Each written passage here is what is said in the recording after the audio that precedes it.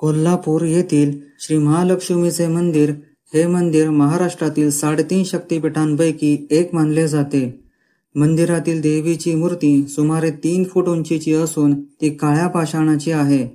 मंदिराची वास्तुकला चालुक्य आणि हेमाडपंथी शैलीचा मिलाप आहे. मंदिर पश्चिमाभिमुख असून त्याचे मुख्य महाद्वार पश्चिमेकडे आहे. मंदिरात महाकाली आणि महासरस्वती यांच्याही मूर्ती आहेत.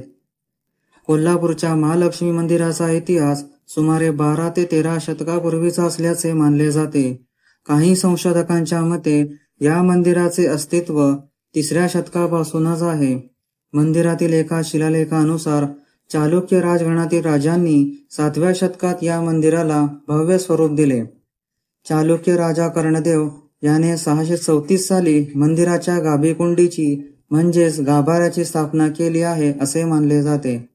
चालुक्य राजवटीनंतर शिलार राजांनी मंदिराचा विस्तार केला. याच वंशातील राजा गणरादित्याने मंदिरावर कळस चढविला. नंतर मध्ययुगीन काळात मोगल आक्रमकांनी मंदिराची तोडफोड केली.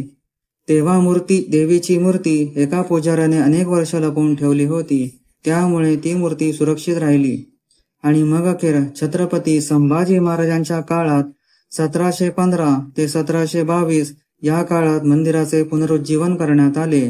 त्यावेळी देवीची मूर्तीची पुन्हा प्रतिष्ठापना करण्यात आली. सध्या दिसणारे मंदिराचे काही भाग याच काळातले बांधले गेले आहेत. तर हा कोल्हापुरातील छत्रपती शाहू महाराजांचा राजवाडा तो न्यू पॅलेस म्हणूनही ओळखला जातो. हा राजवाडा 1877 ते 1884 या काळात बांधण्यात आला. याचे design British architect Major Charles Mant यांनी केले होते. या राजवाड्याचे स्थापत्यशास्त्र हे इंडो सार्सेनिक शैलीचे उत्कृष्ट उदाहरण आहे. यात भारतीय आणि ब्रिटिश स्थापत्य शैलीचा सुंदर संगम दिसून येतो. सध्याचे स्वरूप असे आहे की या राजवाड्याचा एक भाग आजही छत्रपती शाहू महाराजांचे वंशज वापरतात, तर दुसरा भाग पर्यटनासाठी खुला आहे. या खुल्या भागात छत्रपती शाहू महाराज म्युझियम आहे.